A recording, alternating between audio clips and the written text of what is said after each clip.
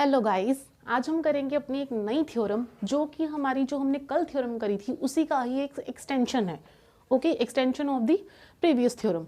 तो जल्दी से पहले हम देख लेते हैं कि स्टेटमेंट क्या है। इसकी स्टेटमेंट पढ़ने के बाद फिर मैं आपको एक रेगुलर सा इसका दूंगी एग्जांपल कि ये क्या चीज़ है। ओके, तो थ्योरम है if two tangents are drawn to a circle from an exterior point, then देखो इसके दो पॉइंट्स हैं आगे। फर्स्ट पॉइंट है they subtend equal angles at the centre.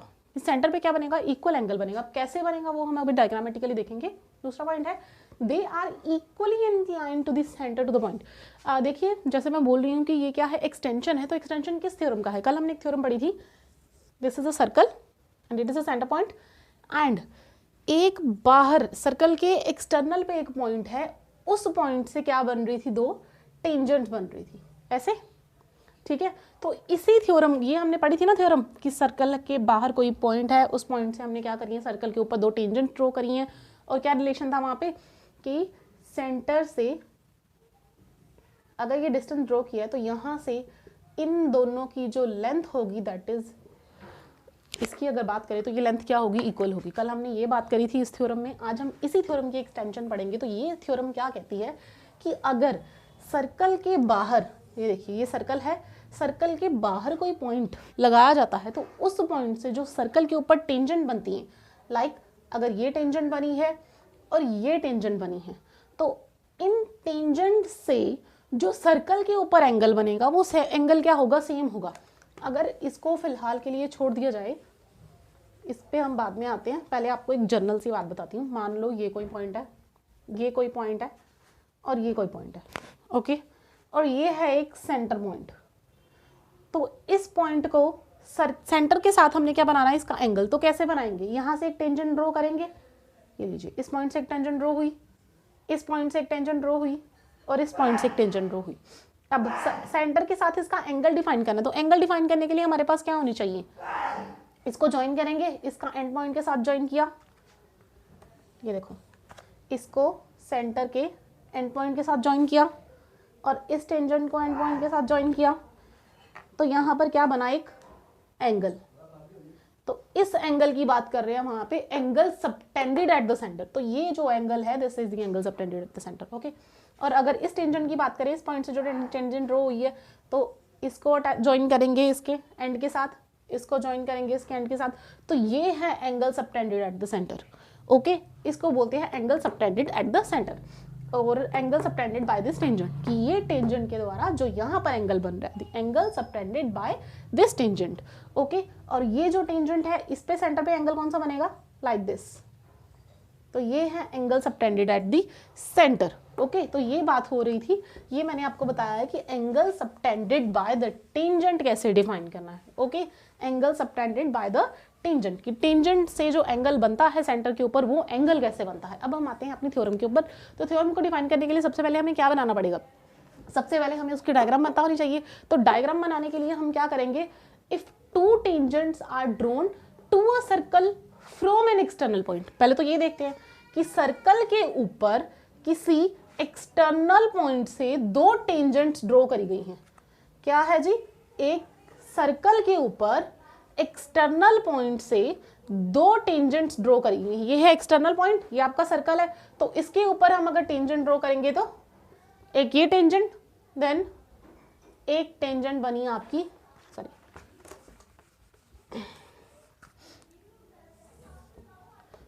ये लो, यहां से बनेगी एक और टेंजेंट, ओके। ये था आपका एक्सटर्नल पॉइंट और ये दो बन गई टेंजेंट। तो ये आपका हो गया if two tangents are drawn to a circle from an exterior point, okay, then they subtend equal angles at the centre. अब क्या बोला गया है कि ये जो दो टेंजेंट्स बनी हैं, ये सेंटर पे जो एंगल बनाएंगी, वो सेंटर पे एंगल क्या होंगे? इक्वल। अब एंगल कैसे बनाना है, इसकी कंस्ट्रक्शन करें पहले। तो कंस्ट्रक्शन कैसे करते हैं हम? सेंटर से इसको ज्वाइन करते हैं, ये क्या थे?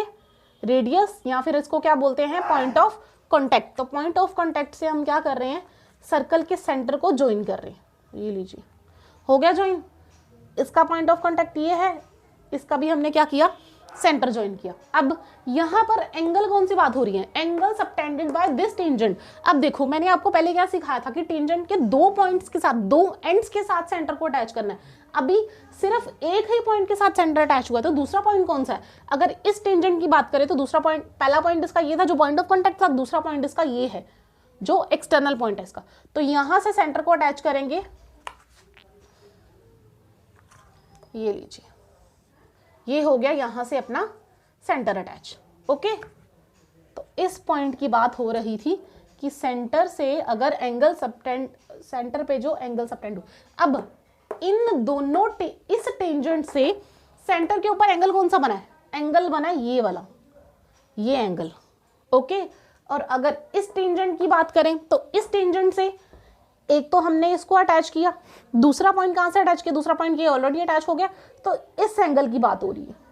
तो क्या कह रहे थे कि अगर ये दो टेंजेंट्स को अटैच किया, दो टेंजेंट जो सर्कल के ऊपर ड्रॉ है एक्सटर्नल पॉइंट से, तो वो क्या करेंगी, सेंटर पे जो एंगल बनाएंगी, सेंटर पे यही एंगल बना, एक ये एंगल और एक ये एंगल, तो ये दोनों एंगल आपस में क्या हो जाएंगे? इक्वल हो जाएंगे। Angle 1 and angle 2 are equal. Okay, तो यही था तुम्हारा पहला point, they subtend equal angles at the centre. अब ये देखो, सेंटर पे तुम ये भी बोल सकते हो कि सेंटर पे ये भी एंगल बन रहा है, तो ये एंगल हमने क्यों नहीं बोला, इसको क्यों नहीं इक्वल किया? बिकॉज कि जो सेंटर पे हमने एंगल इक्वल करने हैं वो एंगल क्या होनी चाहिए? एक्यूट एंगल होनी चाहिए। तो एक्यूट एंगल तो सिर्फ यही बन रही है ना, ये वाला एक्यूट एंगल तो नहीं बन रहा। ओके, तो एक्यूट एंगल क्या होनी चाहिए? इक्वल होनी चाहिए। ओके, क्लियर है first point? They subtend equal angles at the centre. और सेंटर पे कौन से एंगल की बात हो रही है? एक्यूट एंगल की बात हो रही है, तो एंगल 1 और एंगल 2, और you can say that the angle theta which is equal to angle theta. Okay, अगर ये थीटा है तो ये भी थीटा होगा, क्योंकि हमने क्या बोला है कि दोनों एंगल क्या है? आपस में इक्वल है, तो अगर ये थीटा है तो ये भी थीटा ही होगा। ओके, अब आते हैं अपने दूसरे पॉइंट के ऊपर। दूसरा पॉइंट क्या कह रहा है? They are equally inclined to the centre to the point, कि सेंटर से ये क्या है? इक्वली इंक्लाइंड है किसी पॉइंट के ऊपर। इंक्लाइंड का मतलब क्या? देखो, ये जो टेंजेंट है ये कहाँ इंक्लाइंड है? इसके ऊपर, इस वाली लाइन के ऊपर इंक्लाइंड है ना। ये टेंजेंट जो है ये इस लाइन के ऊपर इंक्लाइंड है, तो दैट मीन्स यहां ये जो एंगल बनाएगी। ओके, तो angle subtended by this inclination is this. इसको कोई भी एंगल मान लेते हैं, दैट इज अल्फा। ओके, तो ये वाले एंगल की बात हो रही है, angle subtended by the inclination that is this angle. Okay, और दूसरा अगर इस टेंजेंट की बात करें तो ये टेंजेंट किसके ऊपर इंक्लाइंड है? इस लाइन के ऊपर, तो यहां पर इस एंगल की बात हो रही है, angle subtended by the inclination, ये एंगल। तो ये क्या बोला गया है? They are equally inclined. Equally inclined that means अगर ये अल्फा है तो ये भी अल्फा होगा, ये दोनों एंगल क्या होंगे? इक्वल होंगे। ओके, समझ में आया ये क्या चीज लिखी हुई है? यही चीज ये कहती है कि अगर किसी एक्सटर्नल पॉइंट से सर्कल के ऊपर दो टेंजेंट्स ड्रॉ की जा रही हैं, तो वो टेंजेंट्स क्या करेंगी? सेंटर के ऊपर इक्वल एंगल बनाएंगी, और उनका जो इंक्लाइनेशन है वो भी क्या होगा? इक्वल होगा। दैट मीन्स यहाँ पे जो इंक्लाइनेशन, एंगल ऑफ इंक्लाइनेशन बनेगा, इंक्लाइंड एंगल बनेगा, वो भी एंगल क्या होगा? इक्वल होगा। ओके, समझ आया? अब हम करते हैं इसका प्रूफ। ओके, इसका हम करेंगे अभी प्रूफ। चलो इसकी एक हम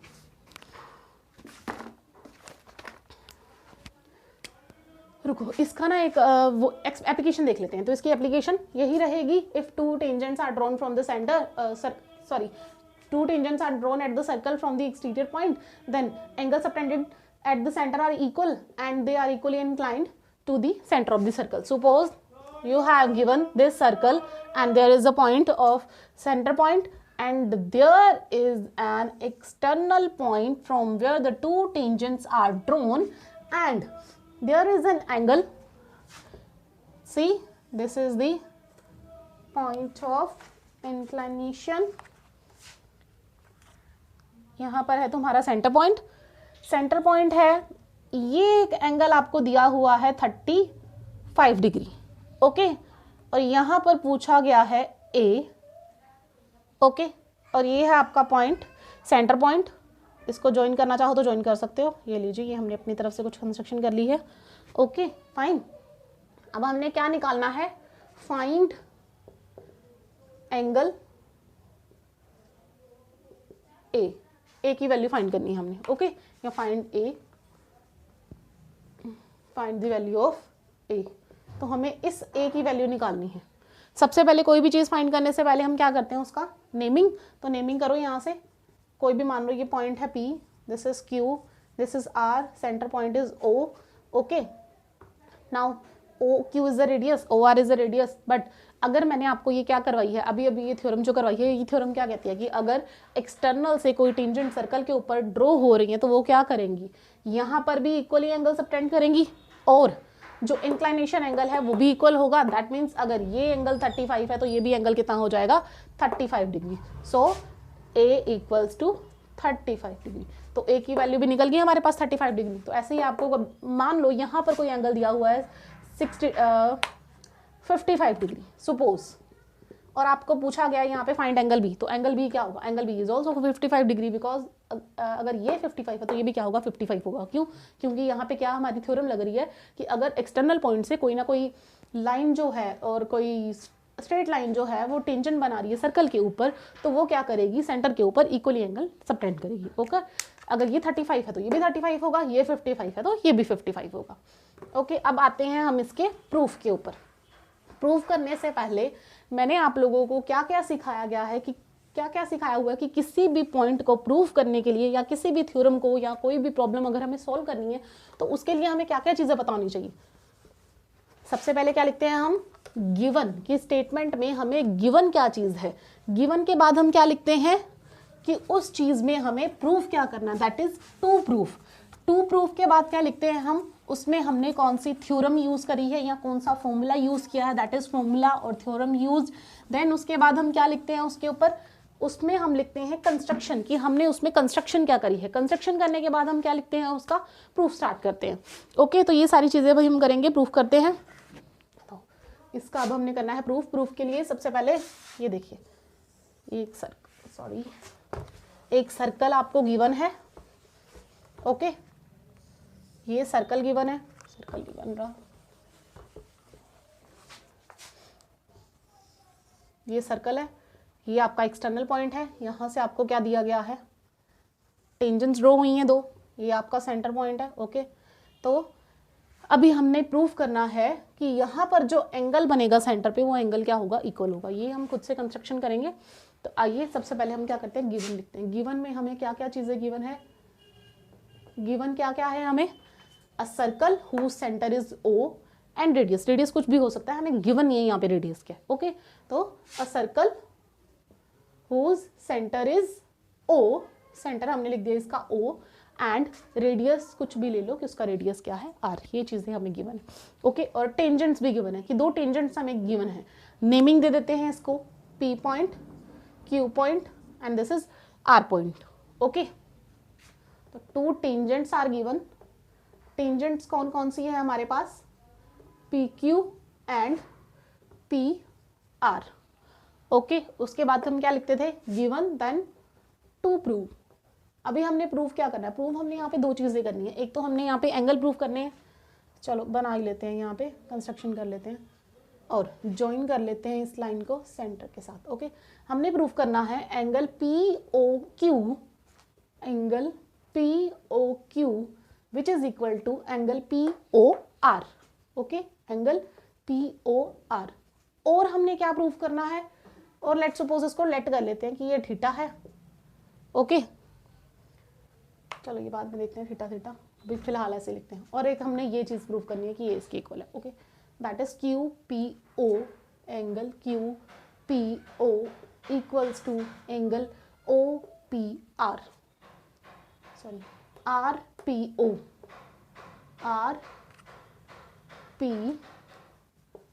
ये चीज़ें हमने करनी है प्रूफ। देन उसके बाद जो भी हम फॉर्मूला वगैरह यूज़ करेंगे वो हम बाद में लिख लेंगे, यहाँ पे फिलहाल के लिए उसकी जगह खाली छोड़ देते हैं। देन उसके बाद हम क्या लिखते हैं, कंस्ट्रक्शन। तो कंस्ट्रक्शन हमने क्या करी है, यहाँ पे हमने यहाँ पे कंस्ट्रक्शन करी है, रेडियस जो है हमने ज्वाइन किया है OQ एंड OR को। ओके, ज्वाइन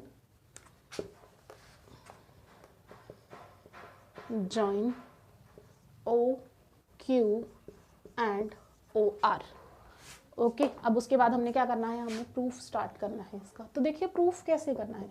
प्रूफ मैं आपको अभी क्या समझा रही थी, ये क्या है, ये जो थ्योरम है हमारी पिछली थ्योरम की एक एक्सटेंशन है। एक्सटेंशन है तो जैसे हमने अपनी पिछली थ्योरम को प्रूफ किया था इसको भी प्रूफ कर सकते हैं।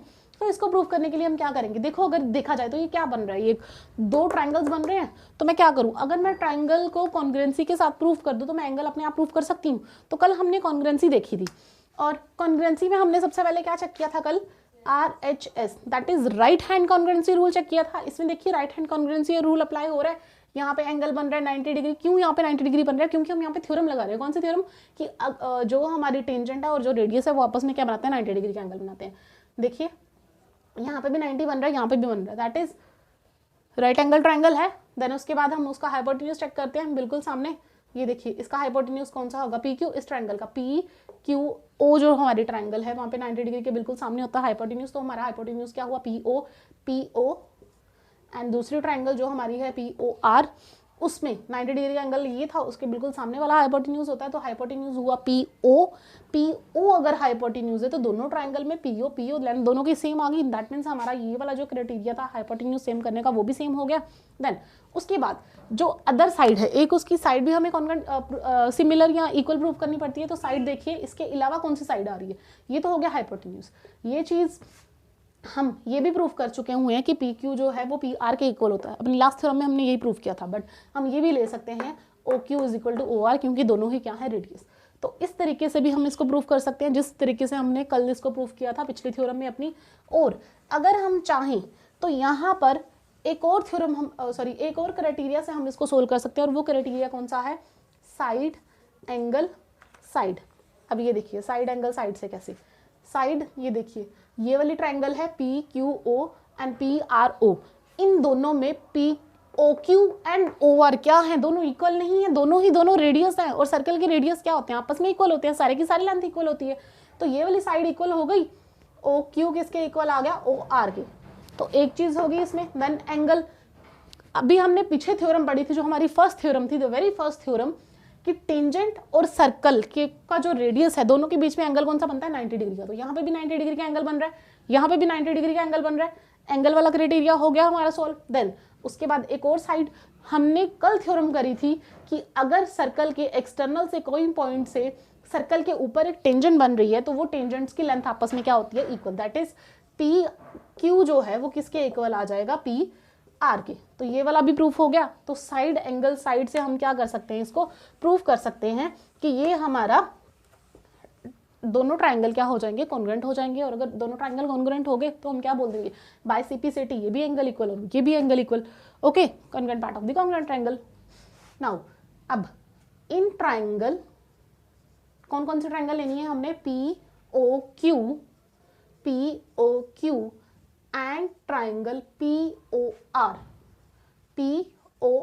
तुम दोनों के दोनों तरीकों से किसी भी से भी चाहो तो वो चीज़ प्रूव कर सकते हो, चाहे तुम राइट हैंड कॉन्ग्रुएंसी लगाओ, चाहे साइड एंगल साइड लगाओ, ये प्रूफ आपका हो जाएगा। ओके, इस ट्राइंगल में देखें POQ में OQ equals to OR, OQ equals to OR, because ये क्या है, both are the radius, that is radii. Okay, दोनों के दोनों क्या है, रेडियस हैं, तो इसको हम लिख सकते हैं ये रेडियाई हैं, तो ये दोनों इक्वल हो गए। रीजन इसका हमने साथ में दे दिया है। देन दूसरा, अब हमने एंगल निकालना था, एंगल कौन सा इक्वल था, 90 डिग्री। तो यहाँ पे हम लिख सकते हैं PQO, angle PQO equals to angle PRO। ये क्यों इक्वल है, ईच 90 डिग्री। दोनों एंगल क्या है हमारे पास, 90 डिग्री। ये भी 90 डिग्री है और ये भी 90 डिग्री, तो ये चीज़ प्रूफ होगी। देन अब हमें एक और साइड लेनी पड़ेगी, तो साइड कौन सी आएगी, PQ इक्वल्स टू PR। आप ये भी ले सकते हो, PO दोनों ही कॉमन है। ओके, तो हम लेते हैं PQ और PR, PQ equals to PR। इसका रीजन क्या लिखेंगे, जो हमने थ्योरम प्रूफ करी थी पीछे, वो थ्योरम का रिजल्ट यहाँ पे लिख देना कि अगर एक्सटर्नल पॉइंट से कोई भी टेंजेंट बनती है तो वो टेंजेंट की लेंथ आपस में क्या होती है, इक्वल होती है। That means PQ equals to PR। तो हेंस आपकी जो दोनों ट्राइंगल थी, दैट इज ट्राइंगल POQ, वो क्या हो गई, कॉन्ग्रुएंट हो गई ट्राइंगल POR के। तो अगर ट्राइंगल कॉन्ग्रुएंट है तो दैट मीन्स एंगल इक्वल होंगे। अगर ये थीटा है तो ये भी थीटा होगा, इसको अल्फा माना है तो ये भी अल्फा होगा। हो गया प्रूफ। ओके, तो इस तरीके से आप लोग क्या कर सकते हो, इस चीज़ को प्रूव कर सकते हो। अब हमने लास्ट थ्योरम जो यूज़ करी थी, वो लास्ट थ्योरम तुम लोग यहाँ पे लिख देना कि हमने ये थ्योरम यहाँ पे इस कॉन्ग्रुएंसी को इसको प्रूफ करने के लिए, इस थ्योरम को प्रूफ करने के लिए हमने क्या ली है, ये वाली थ्योरम यूज़ की है। ओके, तो इसकी अब एक प्रॉब्लम देख लेते हैं। हमें पता चल जाएगा कि ये वाली जो थ्योरम है ये कहाँ अप्लाई होनी है, हम इसको कैसे अप्लाई कर सकते हैं, अगर हमें कौन सी प्रॉब्लम आती है हमें देख के कैसे पता चलेगा कि हम इस थ्योरम को इसमें अप्लाई कर सकते हैं या नहीं अप्लाई कर सकते, वो चीज़ अभी मैं आपको क्लियर करवा देती हूँ by taking an example. Okay, तो ध्यान से देखना है इस चीज़ को। ओके, तो एग्जाम्पल क्या है हमारे पास एक गिवन है सर्कल। वेट, डायग्राम थोड़ी अच्छी सी बनाते हैं ताकि सबको क्लियर हो जाए। आप लोग भी ध्यान में रखना, पेपर में सबसे ज़्यादा इम्पोर्टेंट क्या है, आपकी डायग्राम नीट एंड क्लीन होनी चाहिए। ओके, डायग्राम देख के पता चल जाता है कि ही और she can able to solve any kind of problem. Okay, ठीक है जी, ये एक यहाँ से बनाते हैं, यहाँ देन यहाँ और ओके, I'm wrong। ये लीजिए, ये बन गया आपका सर्कल। और सर्कल हमने बाहर, देखिए बाहर क्या बनाया गया है, क्वाड्रिलेटरल बनाया गया, ABCD क्या है ये, क्वाड्रिलेटरल बन रहा है ना। यहाँ पे है तुम्हारा सेंटर, सेंटर से इस पॉइंट को करो ज्वाइन, देन इस पॉइंट को भी कर दो सेंटर से ज्वाइन, यहाँ भी हम इसको ज्वाइन करेंगे एक्सटर्नल पॉइंट के साथ, और यहाँ पे इसको C के साथ। ओके, ये एंगल गिवन है, फाइंड करना है आपको दिस एंगल। ओके, स्टेटमेंट क्या है, in figure if angle AOB equals to 135 degree then find angle COD। हमें फाइंड क्या करना है, एंगल COD फाइंड करना है। तो सबसे पहले तो इस डायग्राम को ध्यान से देखिए, आपको निकालना क्या है, COD निकालना है। जो लास्ट थ्योरम हमने अभी निकाली है, जो अभी हमने प्रूफ किया है, उस थ्योरम को इस एग्जांपल के अंदर कैसे यूज कर सकते हैं, तो ये चीज हमें सबसे पहले ध्यान में रखनी है। देखो ये क्या है, एक्सटर्नल पॉइंट है, एक्सटर्नल पॉइंट से क्या बन रहे हैं, दो टेंजेंट्स बन रही है, दैट मीन्स ये दोनों एंगल क्या होंगे, एंगल ऑफ इंक्लिनेशन। तो ये दोनों एंगल क्या होने चाहिए, सेम होने चाहिए, बिकॉज हमने जो लास्ट थ्योरम करी थी हमने पढ़ा था कि अगर एक्सटर्नल पॉइंट से सर्कल के ऊपर अगर दो टेंजेंट्स ड्रॉ हो रही है तो वहां पे पॉइंट ऑफ इंक्लिनेशन जो है, इंक्लिनेशन इक्वल होता है। दैट मीन्स अगर ये एंगल अल्फा है तो ये एंगल भी क्या होना चाहिए, अल्फा ही होना चाहिए, बिकॉज दोनों एंगल क्या होने चाहिए, इक्वल होनी चाहिए। ओके, अब बी पॉइंट की बात करें तो बी पॉइंट भी क्या है, एक्सटर्नल पॉइंट है, ये भी क्या कर रहा है, सर्कल के ऊपर दो टेंजेंट्स ड्रॉ कर रहा है, दो टेंजेंट्स ड्रॉ कर रहा है। दैट मीन्स जितना एंगल यहाँ पे बनेगा उतना ही एंगल यहाँ पे बनेगा, दोनों का एंगल सेम होना चाहिए।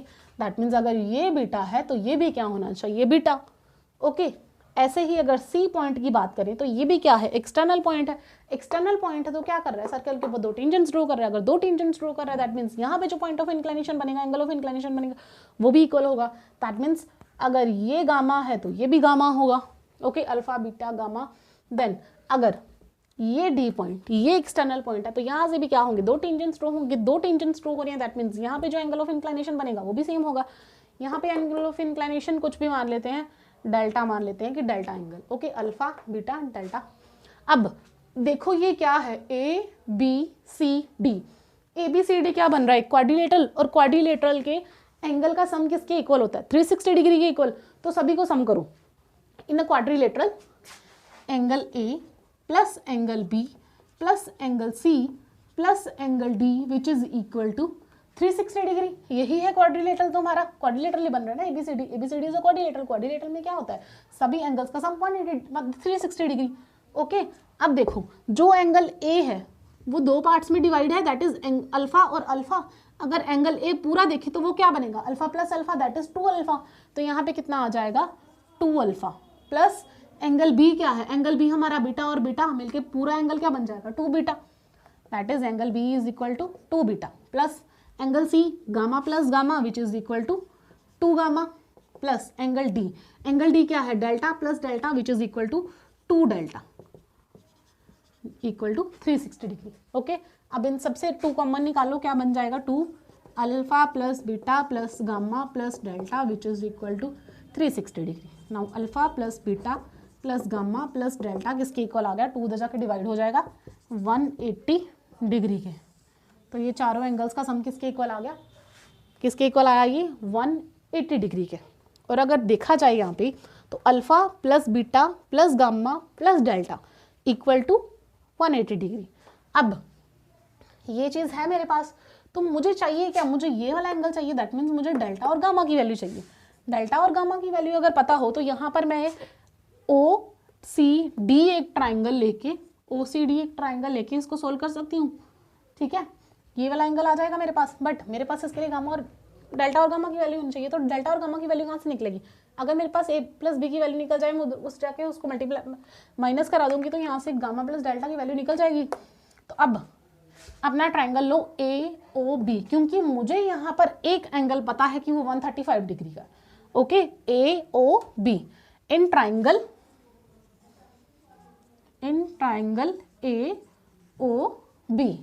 AOB ट्राइंगल पता है। किसी ट्राइंगल के तीनों एंगल का जो सम है वो किसके इक्वल होता है 180 डिग्री का, that is alpha plus 135 plus beta is equal to 180 degree. Alpha plus beta plus 135 which is equal to 180 degree, okay. Now alpha plus beta is equal to 180 minus 135। एक minute, यहाँ पे 135 नहीं 125 लो इसकी value, not 135, it's 125, okay. इसकी value given है आपको 125